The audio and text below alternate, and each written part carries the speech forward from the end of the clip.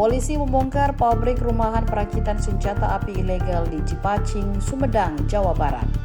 Pengungkapan dilakukan Subdit Resmob Ditreskrimum Polda Metro Jaya bersama Polda Jawa Barat pada Minggu 11 Januari 2026. Kasus ini terdeteksi setelah polisi menemukan penggunaan senpi rakitan dalam serangkaian aksi kriminal di wilayah hukum Polda Metro Jaya. Senjata tersebut kerap dipakai pelaku kejahatan jalanan dan tidak segan melukai korbannya. Hasil penelusuran mengarah pada sebuah rumah yang dicurigai sebagai tempat produksi.